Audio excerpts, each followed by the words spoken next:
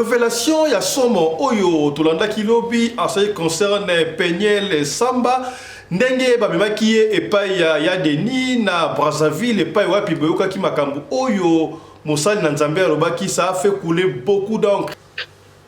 Mission na traité Peniel d'occupé quand na lobaki ke Peniel makambo azosala et monsieur Zanon Bissika Kounali, là, il s'est 24 heures, ils ont basé au Nasaki Lobby. Dans le bail que Peniel, Azana seya envoûtement. Azosala makambo, Azana conscience, c'est inconscient. Pourquoi? Il n'a pas l'explication. Et surtout, la maman Oyo, a manqué un respect Lobby, Ayoka, ce cas de la mission. Peniel, dans Denis, il y a Denis à juillet à Kenya Brazzaville. Akutani na batumi balé. Akutani na politicien. Lokola, moi si, parce que Denis les sabalé pour utiliser lokola comme lokola fond. Il a dit à bombarder.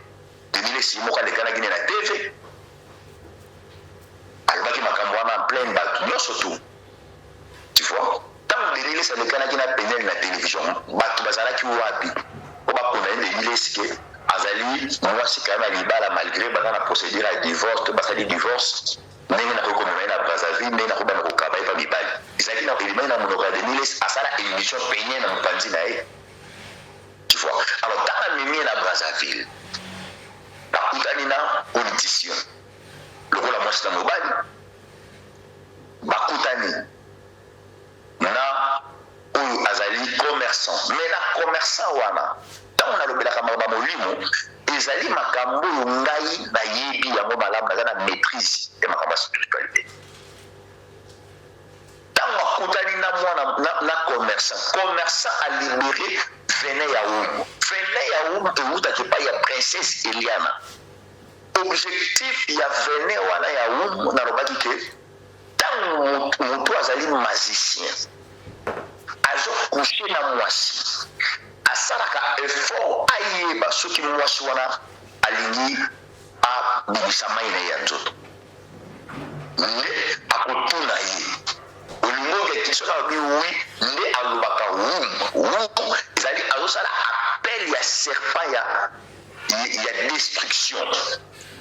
Mais la serpent wana a libéré venin na ye wana soki ekoti na nzoto ya mutu maintenant ezoki kodépendre na mosala oyo mutu alingi kosala yango ntango biso bande kosala makambo wana ezoki kolibéré venin ezodépend soki bandi kosalela baétoile ya bato maintenant epai ya Peniel ntango balibéré venin wana ya nini ezosalama eye maintenant mpo na destruction ya mosala ya Nzambe okoremarke de chaque fois soki maikala mai alinga bimisa libumu alinga bisala événement moko ya monene Peniel atelemaka na baelema oyo azalaka na yango mpona maikala mai. Alors eloko ezosala Peniel bongo Peniel azosala yango na conscience te mais azosala yango na se ya envoûtement. Tolingi batu o bazali kosala mpona intérêt ya peuple kasi intérêt ya batu te tika topesa matondo epai ya mwana mboka bourgmestre ya komini ya Masina Joseph Chiko Katumba epai wapi atiki bureau na climatisé akitaki bongo na terrain na quartier Nzuzu Mbombo précisément na avenue Bolenge na wenze ya mbila epai wapi akendai kosolana ba mama kotala ba difficulté puis parce que ba mama bazo ko respecter ba limite pour apesa bateka tala bato autre bango besoin ya kosala pour la population bango ngongoni epai na yo mwana mboka Joseph Chiko Katumba. C'était dans l'objectif de rendre sa municipalité propre dans le cadre de l'opération Kinbopeto que le bourgmestre de la commune de Massina, Joseph Chiko Katumba, a effectué une descente au quartier du Zouambombo, plus précisément sur l'avenue Bolengue, pour remettre de l'ordre au marché appelé communément Wendy Ambila et les constructions anarchiques le long du marché de la Liberté. N'épousez jamais la femme que tu aimes, ça c'est pour les hommes, mais on vous refuse d'épouser la femme que vous aimez, mais plutôt épousez la femme qui t'aime. Sauf que limbolengo na lokota la linga la globabwe. Koba la kate mwasi oyo lingi, kasi linga oba la mwasi oyo ye alingi yo. Vous comprenez?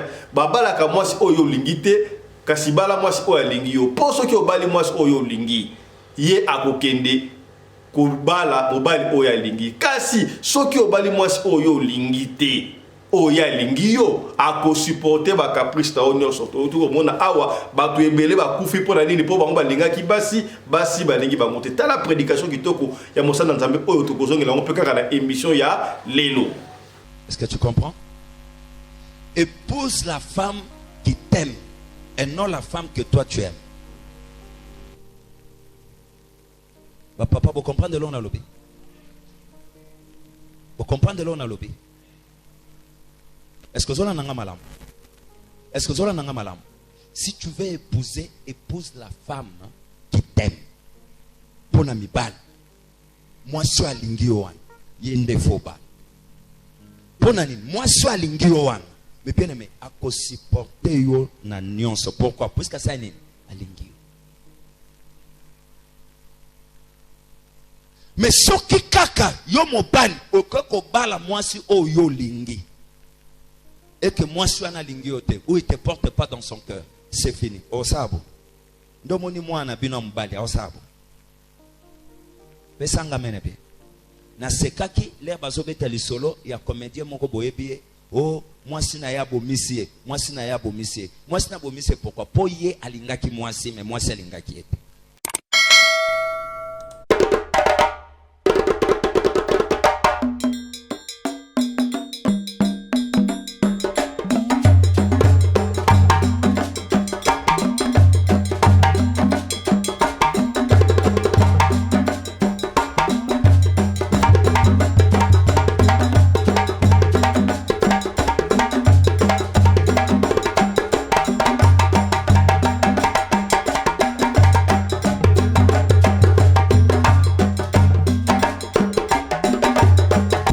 Mbinga na munangolo aboya hydroquinone soki ezotambola basheri bazokoya mayanga na retrouve douce tendresse affection epa na yo nasalelo nini mpo ndimake na kupendaka sana shitakwacha pelende wenjoro.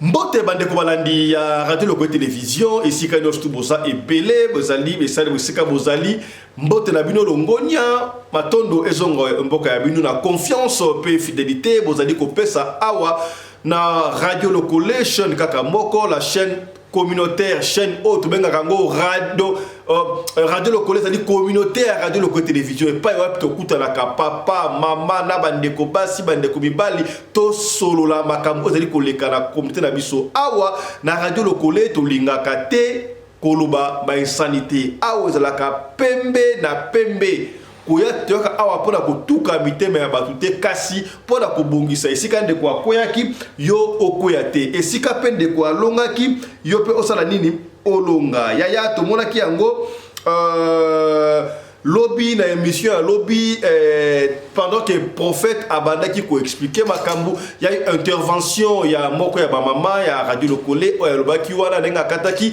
et sali ke et tout ka ki mitema ya batu bantu suba sepela ki na yango te na lobaka chaque fois ya awa ezali famille soki muninga lobi makambu oyo sepeli si yote peut-être sepeli si yote mais e ko sunga de komoko songolo et sika moko pakala mama moko abenge papa fiston na sali audio na ligi olexa audio oyo poba communauté radio lokole bayoka awa tozali communauté toyaka pona kotuka te mito ba batute toyaka pona kofinga te soki mabezali to bongisaka biso na biso tala objectif ya radio lokole yango wana na ngi avant to banda toyoka na audio ya mama oyo et puis to banda bobo nengani voilà to ka audio mama si malali to passer l'information avant to ko tato ya ba prophète simande bogo ka audio ya mama wana.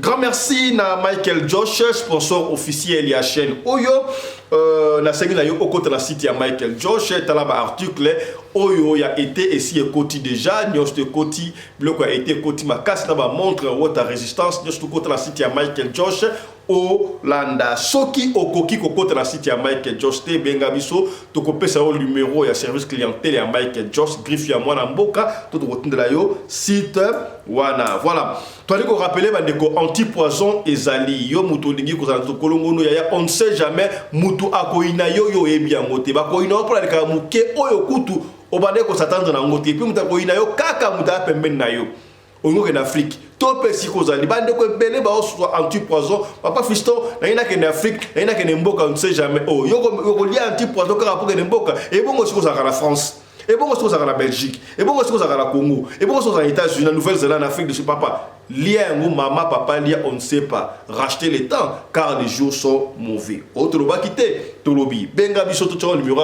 en contact, n'a pas de anti-poison pour la Omi Batela. Voilà. Tomi lengele malamu, Nzambi toyebi mokolote. Toyebi pengonga te oyebi mokolo te pengonga te muta rotrahi yo oyebi te nzembo kitoko featuring Berges Toussevona papa Christian Mobali ya sœur Laure Mbongo album wana to nzembo komima kala mingi te bana besoin ya koluka sponsor voilà mut oyo akopode bango voilà.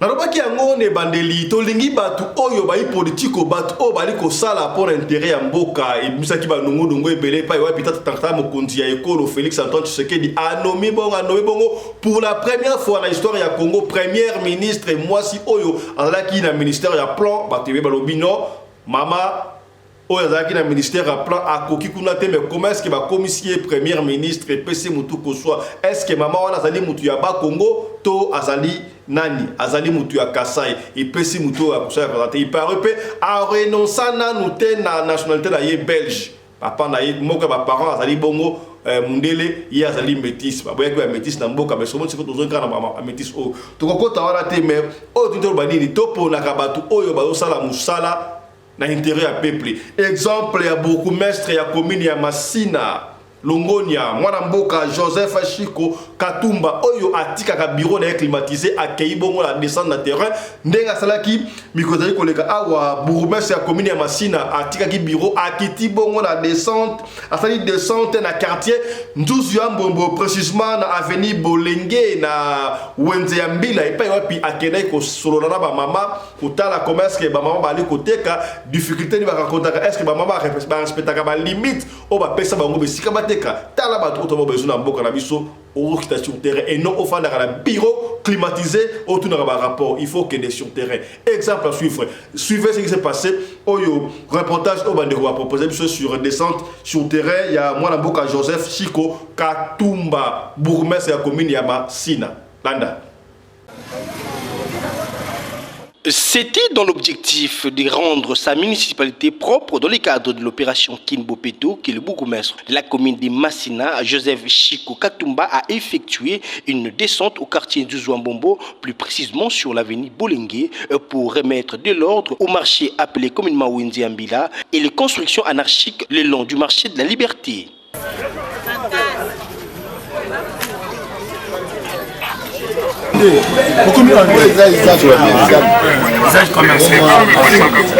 Yebisa mutu apeso mukande sika oyo bakobuka yango yebisa ye.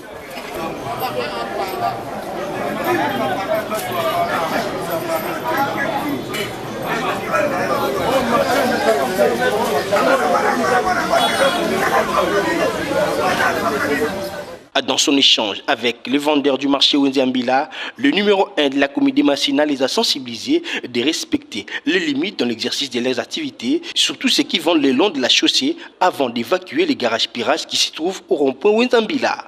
Il faut que le commerce, l'autorisation à l'État, comme ça l'État va dire ça, il faut que le mettre au TK. Il faut que le mettre un pays, il m'a dit, il y a l'État. Il faut que ça commerce. La commerce. Il faut que ça commerce. La commerce, à faire un bureau, à l'État, c'est à l'État. Il faut que l'on se mécanise sur le commerce. C'est que par moment, on étudie dans Bango, le programme.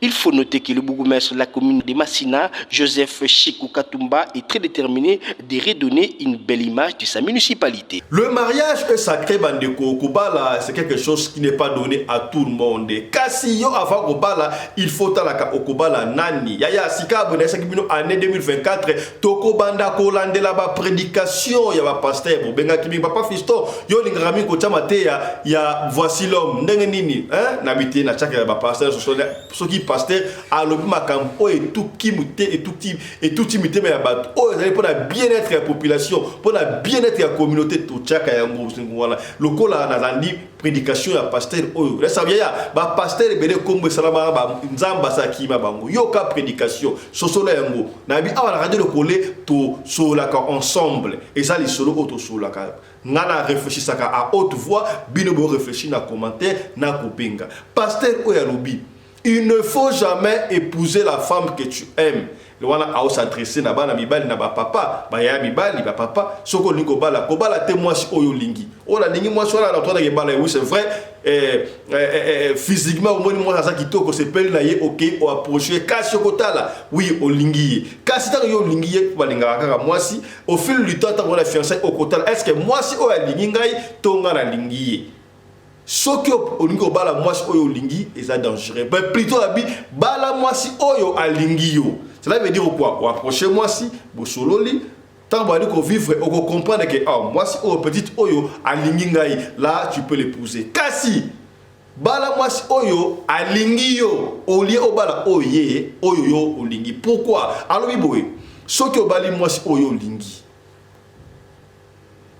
Ye alingi yote akotika yo un jour pour akende kolanda mutu oye alingi ako maltraité yo kasi soki olingi mwasi oyo obali mwasi oye alingi yo mwasi oyo alingi yo ako supporter ba caprice na onyo surtout ako supporter ndenge marche bara pour le bien et pour le pire. Est-ce que la kosi la prédication exemple sur Doraki batu belé ba kufa pona ba bolingo pona nini ya linga ki mwasi kasi mwasi alingi ete asali bakanai landa extrait ya prédication à pasteur oyo et bon to ya babongo sikabe mosala na nzambe pour comprendre suivez.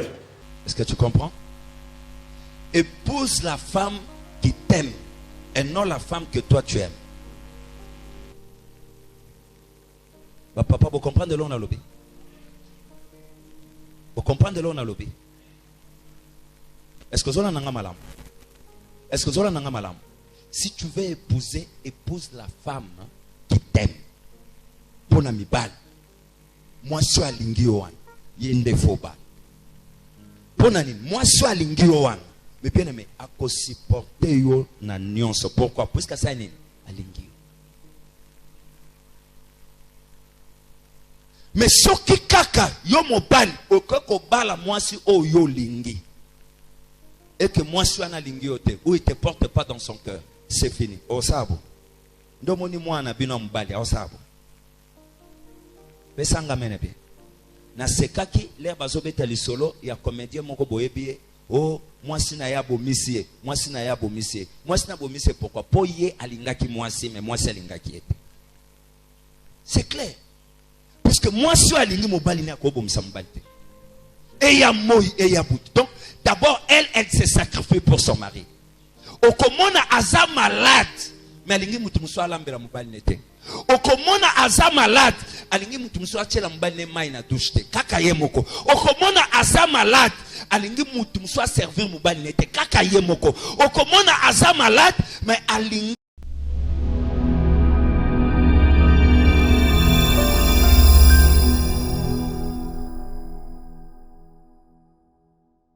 Ozolanda biso ozali na Bunia, ozali na Ituri, ozali partout yo mutoni ko sala mariage o comprendre est-ce que oyoki makampaste o alobi o toloba kité tolobi. Na loba ki ngone bandeli avant ya ba pasteur na bi awa na radio lokole to mona ki ba réaction salama ki ebele bande ko ba sepela kité et tout ka ki mitema ya batu na réaction ya mama o ya benga ki tango prophète Chico abandé ko expliquer ce qui est arrivé à Peniel na Brazzaville oyo Denilesi abima ki par rapport à Mike Kalambai, maman Kotaki, propos au maman Tenaki et c'est pour ça qui bat tout.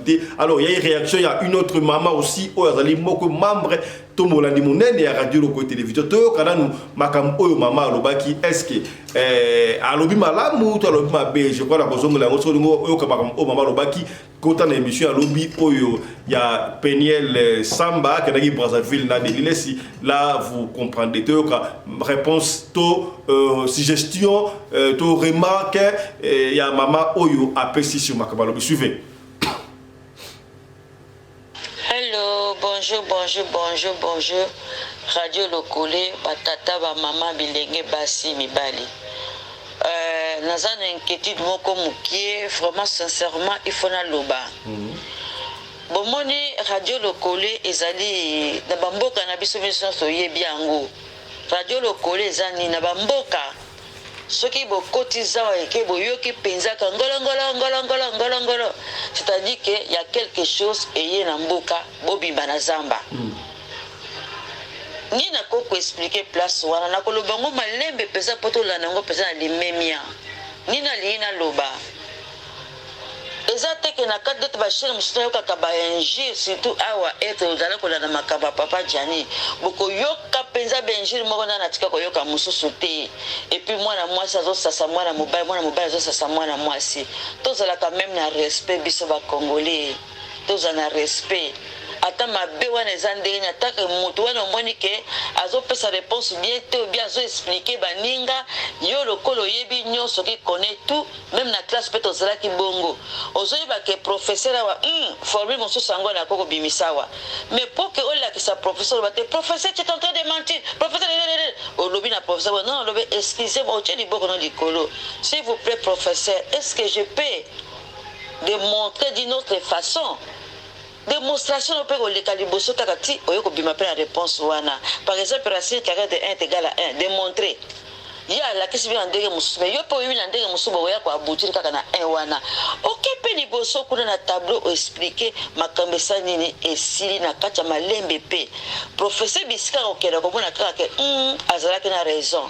Pourquoi nous sommes banabino bongo ngapi son stolandi émission o eleki ya papa passer Chico tolandi yango biso nyonso mais ezana mama moko alobaki kwa na kati mama atozalaki na raison ngana kopesa raison te pourquoi parce que ta façon de parler ce n'était pas bon ozalaki trop potent ko répondre ngate ko répondre te pena ko yebisa pe fiston ke soki ke yo meki ko répondre be opesi audio benini na yebisa fiston apanza yango parce que ndenge tozalaka bon na ligne papa wana passer prophète azapena mwasi na ye azapena mwasi na ye mais koko minimiser bongo teke tata wana soki boye to discuter na to boko discuter nini elobaki ata moko soko ozalaki mama pasteur toi tu penses que pasteur non ça y est bakanyonso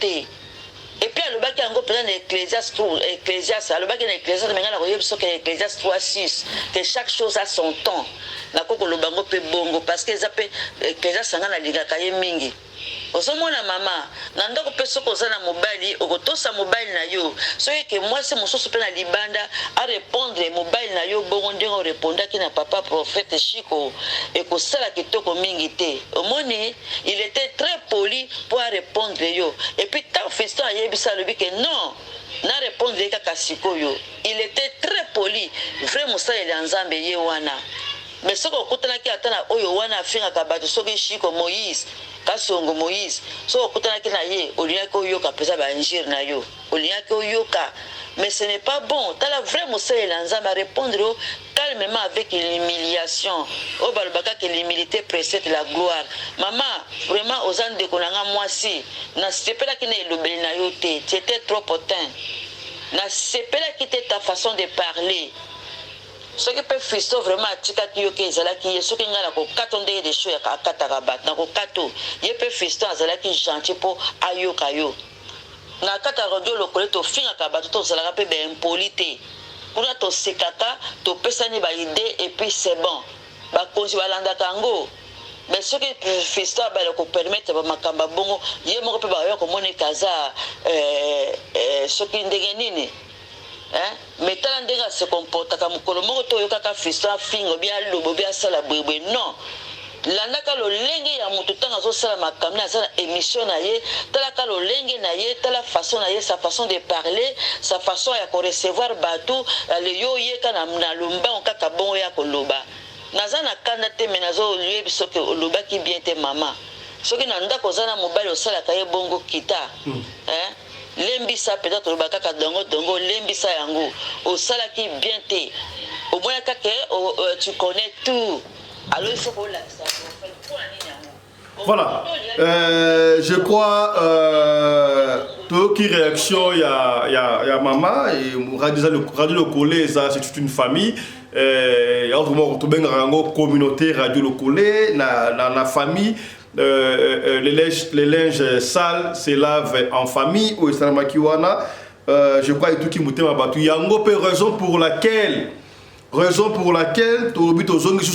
parce que l'appel est Zoami et Belé. Pourquoi est-ce que Moussali, prophète Chico, à côté du pasteur Mike Kalambay, frère Mike Kalambay, est-ce que Mike Kalambay, yé Asali Moussali Yanzambe ya solo, Asala ba bu et belé, tu yebi ba histoire à vaseline, ba histoire et belé, à ma bé ba bu et belé, ou Asala donc, Asala catégorie, oh, tu te groupe ça y est, tu groupe le col à Moussali Yanzambe, Mike Kalambay. Bon, tant que Moussali Kakilobi, alobi nzamba tindaki a kopesa révélation makambo oyo ekomeli Peniel samba na ya deni tango bakendaki bongo na pasavi d'expliquer ki yango bate bele babengi bate bele ba yimaki papa Christo toka ki pe bien te ebana ko kata yango na bayino to kotika ndenge to faito zonga sulelo pona explication ya makambo oyo pasteur a expliquer ki so ki bien te akozonga la ba mukelo et puis a expliciter pona nini ye a telemaki na makambo ya Peniel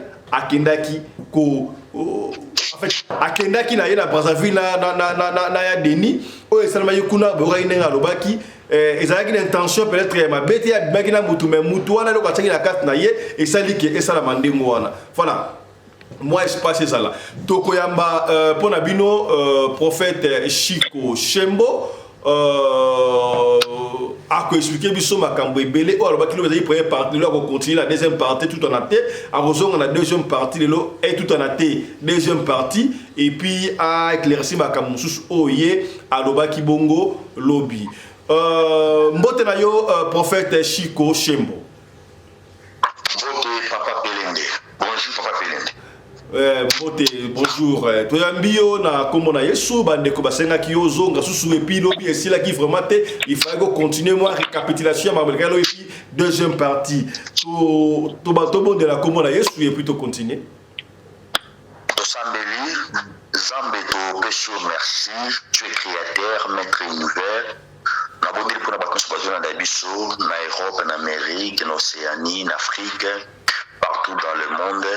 Zambe ya Israël ozala liboso na déclaré faveur et grâce na yo au nom de Jésus-Christ de Nazareth. Mitema batoza na kimia kwa kolanda biso na boyenge na kimia Zambo bikisa maladi yo pesa wazozanga na kombo ya Jésus-Christ. Amen. Amen. Mosali bandeko o koti sikabo etobi tozo ya babongo pasteur Chico Shembo oyo lobi tango alekaki bato ebele mitema na bango etukamaki ya bi comment est-ce que pasteur ye asali toute une organisation intercession ba pona kosambela pona pasteur Mike asambela pona ndeko Mike po ndeko Mike azali faux pasteur asala makamba mokili nyoso ya mokili ya asalaka asala ki bolenge pe asala mwasite tango ya balaki Peniel azalaki mosali na Nzambe Peniel azali ka mutu pamba ndengo wana il fallait qu'il adresser Peniel mais a échoué. Peniel a na Brazzaville et pas un manager entre parenthèses Denis Les à l'époque a été au Kabaye et pas un politicien n'a pas homme d'affaires a libéré qui ce qui esprit à ou maroba qui est pas un Peniel et ça dit que et côté sexualité en désordre la carte naïe ce qui espoir des côté lié à ça la makamia mabe tout le monde a kamingi soika Mike a ça na concert tout ça na événement yé ayaka ko troubler ngo ndenge to mona ki liboso taka bisaka album Peniel ayaki abane ko cha trouble donc ko contredire makambo ya Mike sika ba ko beta Zénith akobeta Stade des Martyrs Peniel a mis sous pour le contredire ezali esprit on est à wumba taki na kat na ye to ndenge donc batu ba sepela gite ndenge sexualité en désordre ne ngalo ya peniel et ça dit que abana ko attaquer frère Mike Dengwa yango to yambi de lo Moussa Nzambe expliquer biso pourquoi est-ce que ça pour Mike Kalambay et qu'est-ce qui se passe na makam oyo ya peniel pour peniel azala biso en live na ligne awa ya Denis oyo lobaki amemaki peniel na Brazzaville azala biso awa depuis Paris azona na pour ako intervenir pour na émission oyo to pesi ba bombo kayo. Nzambe azwalukumu Nzambe azongisa susu ya mingi ndenge papelende na motema bolingo za nango ndenge olingi kozongisa na susu na émission mpona koepercir vraiment na part nanga mpe nazwaki bacoup de fil mingi epai ya bana oyo balandaka ngai na Canada partout dans le monde même na Kinshasa na Angola tout consort problème ezali boye ntango tozosala émission. C'est comme si on dirait que Kambalani balé. Na éviter. Une mission na traité Peniel d'occupé. Quand on a le baki que Peniel makambo azosala. Et monsieur Zanon Psychako Nali, mais ça 24 heures été, ils ont basé on a ça qui lobby. Dans le baki Peniel azana seya envoûtement. Azosala makambo oyo azana conscience te oyo inconscient. Pourquoi? Na bande l'explication. Et surtout na maman oyo a manqué na respect lobby ayoka soka zola na biso. Peniel dans Denis ya Denis azui akina na Brazzaville. Akutana na batuni balé. Akutani na politicien. Lokola moi si parce que Denis ça va utiliser le rôle comme le rôle fond. Il a dit à bombarder. Denis si moi quand les Canadiens na TV. Albaki makamwana en plein bateau surtout. Tu vois? Tant Denis ça les Canadiens na pénal na télévision. Bateau bazala ki wapi. On va connaître Denis que azali moi c'est quand même libala malgré la procédure à divorce, basali divorce. Ndenge na kokomema na Brazzaville mais na ko bana ko kabay pa mibali izali na élément na monoka de Niles asala émission peigné na mpanzi na ye tu vois alors dans la mimi na Brazzaville na kutani na politicien lokola mwasi na mobali bakutani na oyo azali commerçant mais na commerçant wana tant on a lobelaka makambo molimo ezali makambo ngai na yebi yango malamu naza na maîtrise ya makambo ya spiritualité ntango akutani na mwana na commerçant alibéré vene ya umu eutaki epai ya princesse Eliana objectif ya vene wana ya umu nalobaki ke ntango motu azali magicien azokouche na mwasi asalaka effort ayeba soki mwasi wana alingi abimisa mai na ye ya nzoto nde akotuna ye olingo question alobi wi nde alobaka wumu ezali azosala appel ya serpent ya destruction mais na serpent wana akolibere vene na ye wana soki ekoti na nzoto ya motu maintenant ezoki kodépendre na mosala oyo moto alingi kosala yango ntango biso bande kosala makambo wana ezoki kolibere vene ezodépense to bandi kosalela baétoile ya bato maintenant epai ya peniel ntango balibere vene wana ya nini ezosalama eye mena mpona destruction ya mosala ya nzambe okoremarke de chaque fois soki mai kalamba alinga bimisa libuma alinga bisala événement moko ya monene peniel atelemaka na baelema oyo azalaka na yango mpona mai kalambai alors eloko ezosala peniel bongo peniel azosala yango na conscience te mais azosala yango na se ya envoûtement eza lokola mobali azolinga mwasi mais mwasi yango atieli ezakalaka mobali ye moko abandomonaka olinga mwasi na vrai amour. C'est ça les mêmes choses avec Peniel. Peniel a zomona ki aosala yango na conscience mais biso nzamba talisi biso que Peniel azosala yango na conscience te d'une manière courte soki bato bazalaki surieux bazana lobaki non pasteur akoteli Peniel parce que azosala yango na conscience te azosala yango na se ya envoûtement esi na makambo bakendaki kozwa na Brazzaville esika Denis amemaki ye. Alors ete serpent wana atelemi mpona kobanda kobungisa mosala oyo Mai Kalamba azosala. Bato batraite ngai d'une manière et d'une autre. Pourquoi mosusu kuta azongisi okutaki koloba awa ke émission prophète musicien na wana osalaki délivrance akendaki epai ya musicien moko songolo musicien wana alobi na ya bima na ye na nsima akendaki soki ba musicien mosusu ya chrétien ndenge bandaki koexplike ke bamusicien yango babeta stade kala te ndenge nini kaka yo moko olobaki bongo me ndenge nini oyo okoteli bango wana tana ekomba motu te. Alors Mai Kalamba akoki kozala na mabe na ye me nga nazokotela personnalité ya personne ya Mai Kalamba te, nazokotela mosala oyo Mai Kalamba azosala te nakoteli ete ezali message oyo Nzambe apesi na kati ya intercession oyo tozalaki nango kosambela mpona Mai Kalamba. Nde Nzambe atalisi biso te source oyo mwana mwasi na komba penye azodétruire mosala eza ye te. Nalobaki meme ke Mai Kalamba alakele mabe te ayimayima mpo na ye te rencontre abondela mpo na ye parce que mama ya bana aza na se ya influence moko satanique na nzela oyo Denis amemaki nde bakotisa ye vene wana ya oyo. Donc voilà un peu na mwa éclaircissement. Alors, venez wana ya ou ennemi sexualité en désordre. Sexualité en désordre, tout est comme on a. Nabino, nene nini pene azola makambi ya kubimana ba mibali. Sexualité en désordre ezomema mutu ayeba na kodétruire vie na ye mobima. Mais na simbaki meme makambo ya labrine. Labrine à cause de la sexualité en désordre mais ememi mpe liwana ndako na ye l'autre père Drea Jani et sexualité en désordre sali ki aboti maintenant aboti na kati ya ndako ya libala mais aboti na mobali mosusu. Alors libota bato ya na poto les États-Unis je ne sais pas ce que ça malili ba comprendre la prison dire makambo mosusu bien te ba mosusu ba part mais petit maman na lobaki na ngalo ba mabe na téléphone.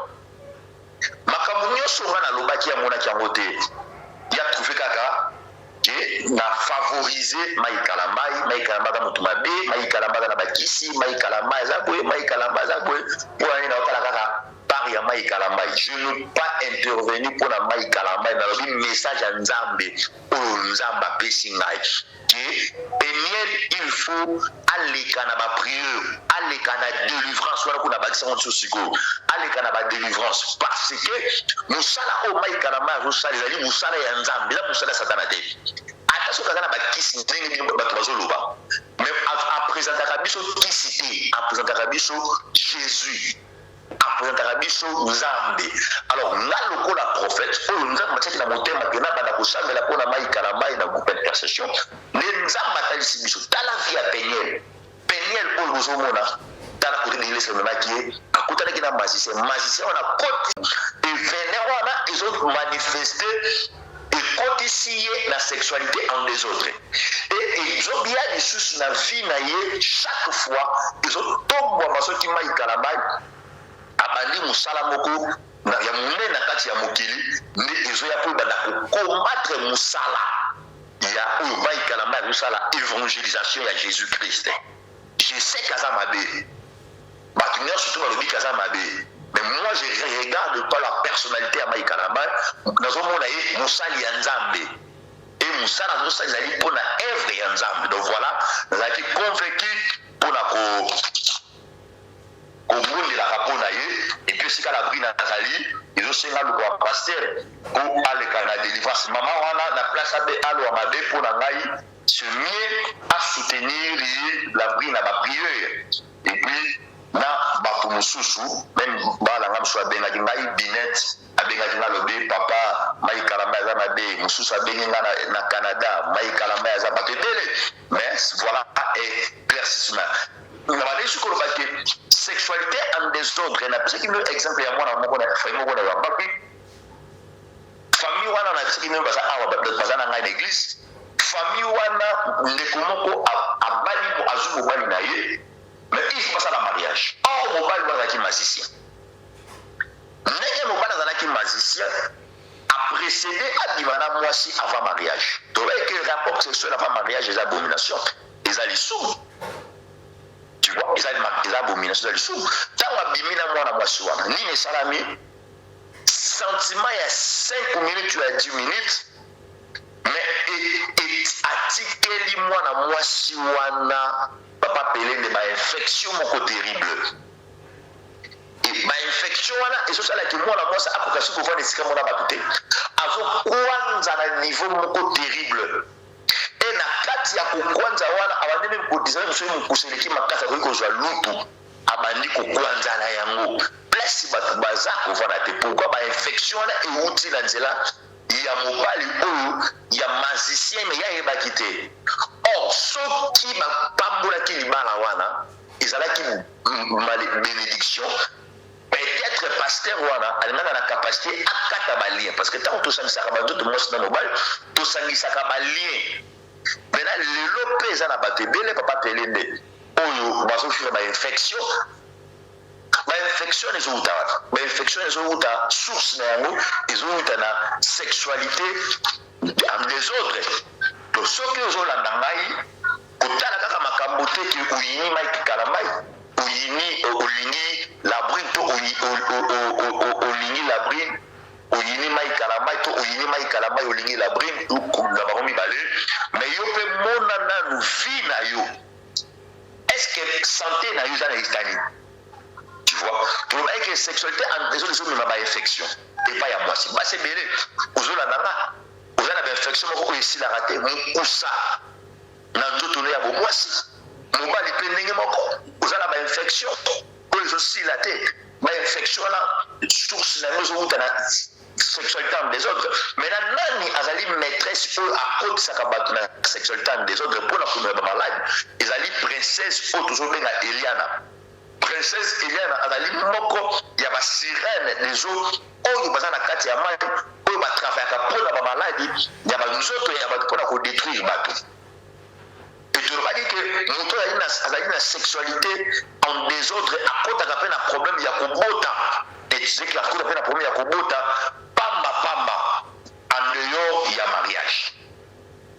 Tu vois, azali mpe na problème ya kobota pamba en dehors ya mariage. Il y a des gens oyo aza na bana ebele ana Paris ana mwana ana Londres ana mwana kana na Paris ana koza na bana 15-20 mais azokoka kozwa soin na bango te. Na kati ya sexualité ya désordre eza na baconséquence oyo ezomema mais na ntango moto akoyoka makambo oyo akokomprendre ke il faut abenga biso mpo tosambela mpo na ye. Tu vois, akobenga biso tobondeli mpo na ye na place bato bana na kaka makambo ya mai kalamai to mpe tonaa toke makambo ya jani nazosambela makambo alobi ezonga te pardon eza te toke donc babandaki koloba ke otikela aza na mobali ne na ndako nakoki akozwa soin ya mwasi ne na ndako te ya mobali na ye te mais libanda azobima na basi mosusu mais mwasi ne na ndako abimaka na ye te mobali ne na ndako abimaka na ye te mais libanda azobima na mibali mosusu azoki akozwa soin ya ndako te. Je vais donner exemple ya enfant prodige na Luc chapitre 15 asengi bomengo akende libanda akende kovivre vie ya libanda mais ntango akomi kovivre vie ya libanda biolobi abandi kovivre vie ya débauche vie ya kindumba ti etindi ye alia biloko ya bangulu. Alors bato ebele bazovivre vie ya débauche vie ya kindumba oyo lelo akomi kolia biloko ya bangulu ezali baétoile na ye eza lisusu malamu te.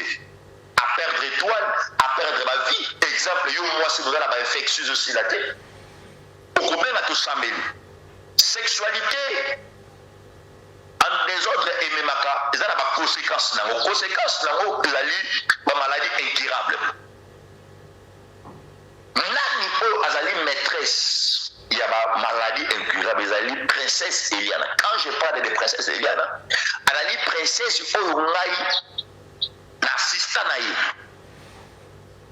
nayebi koma na soki bato babengi nga ndenge nakoki kobloke ye epuis napesa bato lobiko bamaladi incurable cause na yango ezali mpe moko ya sexualité en désordre. Bamaladi incurable napesaki exemple lokola maladi ya diabète.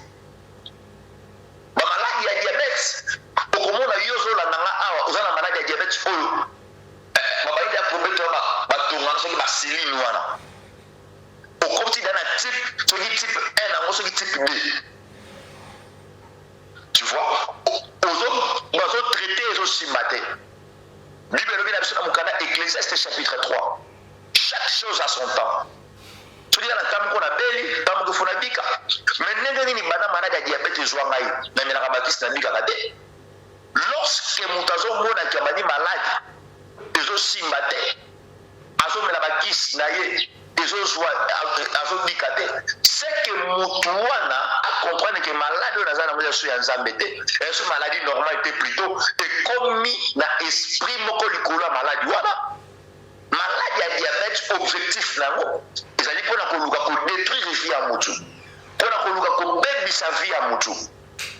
Na kati ya sexualité en désordre okoremarke motu lokola Denis Lesi tala video ndeko atali Denis Lesi olobi ke azozwa vie na ye azobana kobima meme na bana mike azobana bana ba 11 ans azobana bana ba 17 ans 18 ans par rapport ya video wana oyo ndeko wana atindeli biso. Tu vois, il peut apparaître mosala nzambe mais azovivre la sexualité moko en désordre nini ezosalia wana c'est un esprit ya séduction. Un esprit ya séduction oyo elati Denis Lesi e abandi koluka kodétruire mana ya bato oyo na age na ye soki azobima deja na mwana ya 17 ans nazolance mpe deja yo ozolanda nga na émission yeba ke soki obimaka deja yo oza na 18 ans 19 ans mozobima deja na papa ya ba 40 ans 50 ans oza na se ya malédiction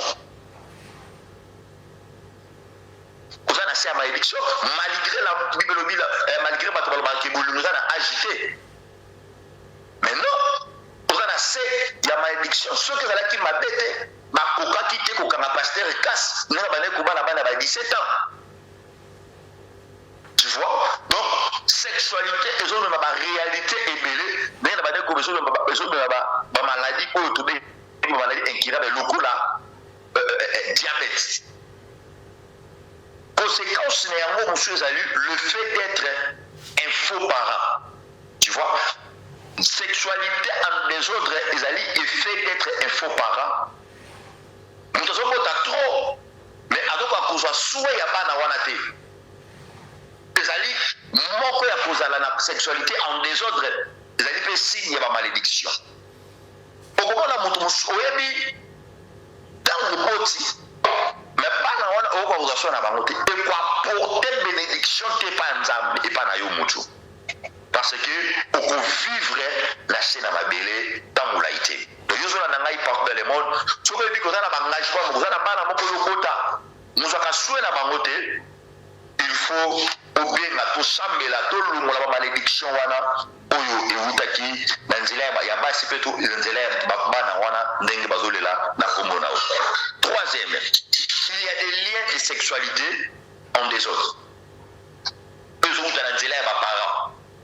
Sexualité en désordre eza mpe moko ya source oyo ezowuta na nzela ya baparent eza lien soki obotami na famille oyo que papa mama bavivra baréalité wana yo mpe okovivre yango e mosusu mpe bakoki kozalaki abotami na famille kaka papa boti bango moko mafuti bango moko mais mobali moko avivra na ye mwasi oka avivra na ye awutala balien wana na famille na bango ntango basangisi nzoto d'office abandi kovivre balien wana yo ozolanda ngai place nyonso ozali yeba ke soki osantaka okoka kobizana na mwasi moko te oza na mwasi a oza na mwasi kote mosusu oza na mobali a oza na mobali kote mosusu oza na donc yo nzoto moko mais okabolaka yango lokola lilamba yebaki ozovivre déjà na kati ya sexualité en désordre okobenga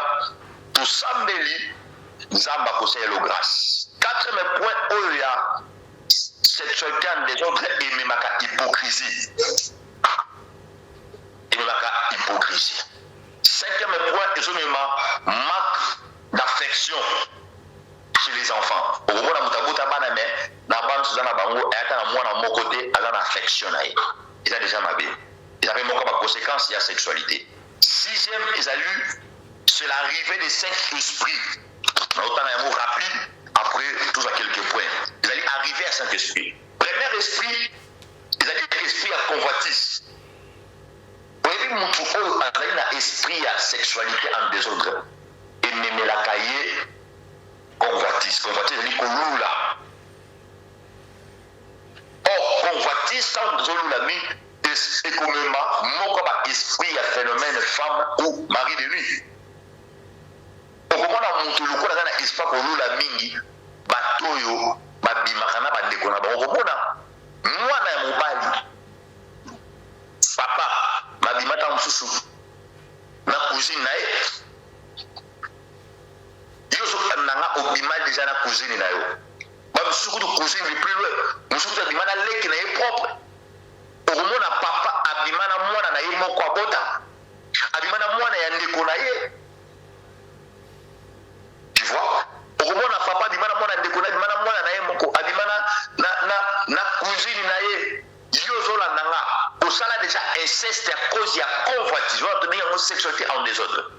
Quand on a déjà inceste, au combien de tout ça, mais la conséquence de l'inceste, nous avons une maladie et belé autour de la calamité. Les esprits de mensonge, nous avons une sexualité en désordre. Il y a beaucoup de ça. Mais il faut appuyer ça. Troisième, ils allaient égarément. Bateau va dire un conseil. Bateau va avoir une décision. Que n'a n'a zabouillé jamais na vie n'a pour bien sous prophète. N'a n'a zabouillé na robin na prophète aventurier. À côté déjà d'incrédulité, à côté déjà d'égarement. Est-ce que ceux qui va faux bazali, va vrai bazali? On peut savoir que c'est une mission. Ceux qui sont 50, nous devons reconnaître que papa Singaï ça 50 € à faux. Tout papa Singaï ça 50 $ à faux. Bah retourner ça 50 $ moi bandam nangote ça 50 $ à mobimba. À roloba moté parce que non est dimaté. Mais à roloba papa Singaï 100 $ à faux. Pourquoi? Parce que 100 $ il y a vrai zalaka. Ceux qui va faux bazar, bah vrai bazar. No issue. Nous devons le nous avons besoin de prophétité. Nous avons besoin de prophétité parce que le prophète m'a dit à Salaki Omabé. Nous avons besoin de prophète Moïse. Non, nous avons besoin de mon côté. C'est que Moïse est son mot. Nous avons besoin de mon côté. Il y a le vrai. Au côté de la décision, tu peux montrer à Salaki Mabé. Ceux qui papa n'a eu à Koufa qui n'a accident, tout qui pour cause de décision qui est au parce que mon papa n'a pas fait un accident. Même papa n'a pas fait un accident. C'est que nous avons cause de décision et ceux qui vous savent papa n'a pas fait un accident pour mettre sur mon toucaté. Nous avons cause de décision pour la vie. Oui, ceux qui m'ont zali et zanaba vrai bazali et carrément et même kamutu bongo. Quatrième c'est l'esprit de dépenses, esprit de dépenses non planifiées. Au moment où on a des dépenses non planifiées, on a des deux mots. À côté de il y a sexualité en désordre. Dépenses non planifiées, vous avez un programme où on a pour nous proposer le mot bimisa, ils ont intérêt à yoter. Au vent des caraboues, au ministre qui n'a pas, auquel n'a pas ambiance, au sommet de l'homme, on a tina. Donc, il y a des dépenses à dépenses, après, on a si mal regretté. De venir à une dépense non planifiée. Esprit à dépense non planifiée, cause d'un mot, ils allaient sexualité en désordre. Esprit d'avortement. Papa Pelé, déjà la base de Foussou. Ce cas, zéni fait bima.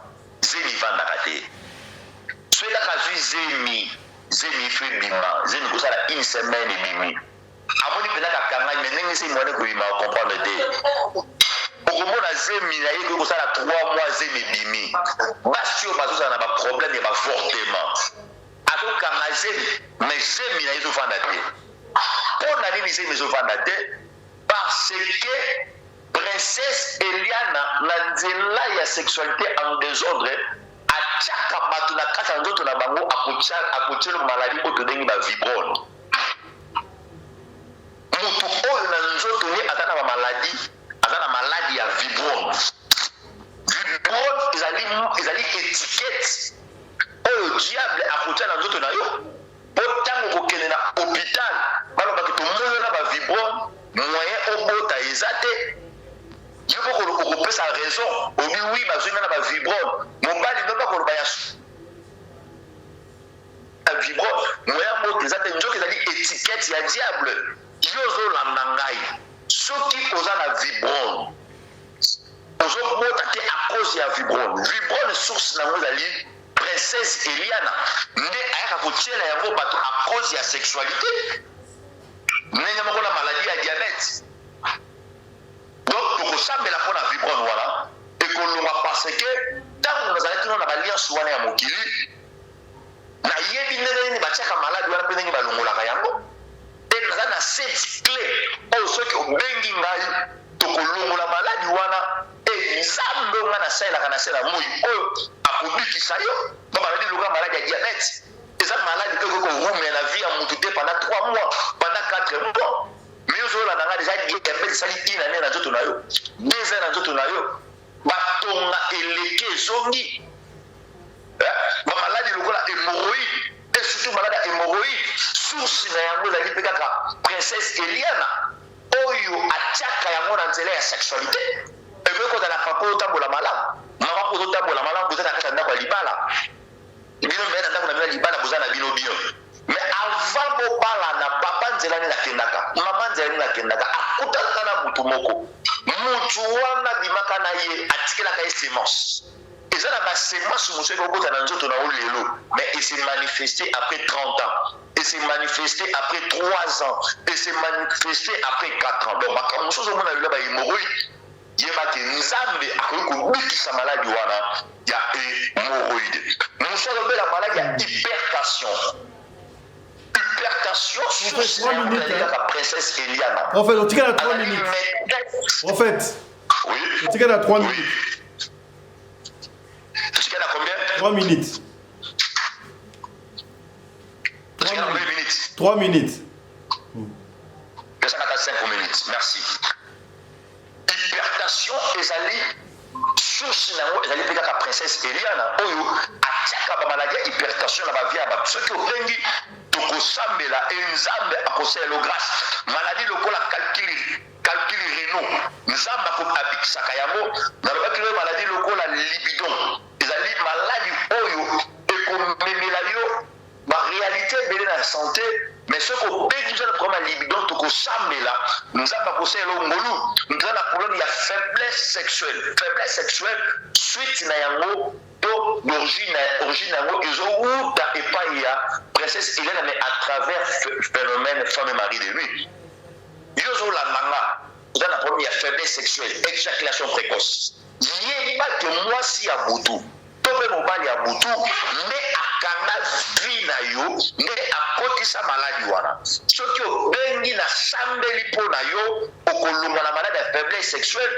olunga na maladi ya éjaculation précoce nzambe akozala na biso mpe okomona bolamu awa na kobeta sete mpo na problème ya cataracte bato baya na problème ya misu ekoma nao ndenge nini okomona misu ebandi lokola mokusa lokola bazelo na misu yozobi yoka problème ya misu kokende na opération te okendaki mpe déjà na opération nikomaka biso na poto aba kosala opération attention princesse Eliana abwakaka bamaladi wana mpo na bato afin ke banda koutilize banzoto ya bato okoyoka misu na ebandaka lokola zelo lokola mokusa lokola zelo après komi molili après bakatarate wana badi kose présente après esalaki basala yo opération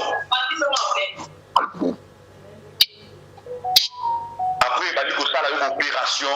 Et voilà, lorsque nous avons un problème, il y a Miss qui Miss a dit que comme à l'okola, et m'a dit que comme à l'okola, et m'a dit qu'on me mène aveuglement, m'a dit qu'on a mon lili, qui m'a opéré, il n'y a pas dans la défaut qu'à l'inet, il y a pas de source, il y a mon lili, oyo, et collaborer avec la famille, to ko bonde la pona yango, o Miss na yo et kozo na malamu. Problème, vous savez, le problème, il y a stérilité. Moi, si vous avez choisi de faire le baki, cause na yango, ba yo koche la yo, myome na nzoto. Ozo maladie ya myome. Ba yo koche la yo, ba maladie, il y a vibrone. Ba tcheli yo, to mena yango étiquette satanique. Ozo aucun hôpital, ba yo, ozo bota te posa na ba infection. Ozo bota te posa na myome. Ozo bota te posa na ba vibrone. Donc, ba tche étiquette moko. Et la sélection ozo bota te, ça pour la raison songolo. Et voilà, il y a douleur moko na mikuwa na ye. Ba douleur moko très compliqué papa pelende. Na moi azabi mais na butu nzoto pasi. Et baki ya bongo mingi rubona ba misusu ba lotaka ba ndoto kiaza na quartier oya utaka ana poto. Ba lotaka ndoto za na Afrique. Anga na Afrique pa na abima déjà na ndako na bango ba lotaka ndoto azozonga na famille. Yo lotaka ka ndoto ozonga na famille. Olotaka ndoto otambola esika moko ya basalite. Otambola ka makolongolo. Olotaka ndoto ozosuba na butu. Butu mosu abenga ye prophète nga na subaka. Mama, yo pa mukolo ozosuba na butu ndenge nini? Yeba ke source na yango ezali ba effet ya sexualité. Na lobi makambo ebele. Na ona lobi te. Nazali maître spirituel, pasteur, prophète. Soki obenginga tokobondela ezambe akobikisa yo akotia yo na stabilité ya santé. Voilà, merci Fabien. C'est une question Question égalité, mon apôtre prophète Chico Chembo, tout a été clair. Voilà, c'est avec ça que nous allons boucler même cette émission. Il y a pourquoi les l'autre au Suki Awa. Moi, quelqu'un m'a en 30 secondes, ils allaient pour Suki Nabiso Awa. Ok. Les Kambuya Kobakisa Penza, il y a Mingi Zali Penza Te. Ça faisait un ming exalité. Au cas de l'Ina Loba, nous avons besoin de bateau basé na conscience. Bateau basé na conscience. Bateau basé na conscience, il y a makambo na lobi awa. Bakobenga biso to sambeli. Quand tu remarques que votre souvenir na problème, il y a stress. Il y a la cara toujours stressé. La cara stressé, la cara mawapona nini. Parce que ça n'a fait 2 jours dans la qu'on a bien maté. Au cas où chocolat déjà trop stressé dans la canne à mawa, il y a des mots qui suspect, il y a ma bémoutou, il y a cancer. Alors un problème, il y a cancer. Cancer, il y a problème, il y a rein. Merci beaucoup, prophète. Merci beaucoup, mesdames, messieurs. C'est avec ça que nous bouclons. Comme on a fiston Pelende, Tata ya Sedek. Merci na sponsor officiel de la chaîne Oyo Radio Lokole. Il s'appelle Michael Josh. Vous aussi vous habituez déjà vous bien Michael Josh. Logo to griffe ya mwana mboka basé aux États-Unis et pas wapi ya soki olingi osomba bilamba ya marque kota bongo na et pas Michael Josh, surtout bilamba ya sécurité nyon surtout non besoin kota pas Michael Josh au komona yango. Ce qui est spécial c'est quoi? Til le 30 avril Oyo Michael Josh a quitté si bongo ba montre bongo batunde ba liko sobo ba montre talaka montre wota résistance montre Oyo okoko tangona kata mai okoko pour na mbula okoko soko na mbula na nkona plage et kolongwate confort benga Michael Josh pona ozo montre ya kitoko na moins cher kititalo yo pe muto lingra kolata bongo ba super wax hollandais Michael Josh a sali promotion sika boye kaka 50 pièces te ata parti à 2 3 4 5 pièces benga Michael Josh comme ça okozwa livraison à domicile soki ozali na moyen kokota na site ya Michael Josh te Michael Josh LLC benga biso to continuer au lien site wana topé toko pesa yo numéro ya service clientèle ya Michael Josh voilà ekendaka ndingo wana pona yo muto mitungisa ma poison na nzoto to bateli yo poison to yo ke na affecté wapi benga biso toko chayo en contact kama ndeko oba na anti poison pona yo o bongama, on ne sait jamais. Yaya, Fabi totika kala, baninga otika kala, makambo échanger. Est-ce que comprendre anti-poison ezali benga biso. O toloba kite tolobi.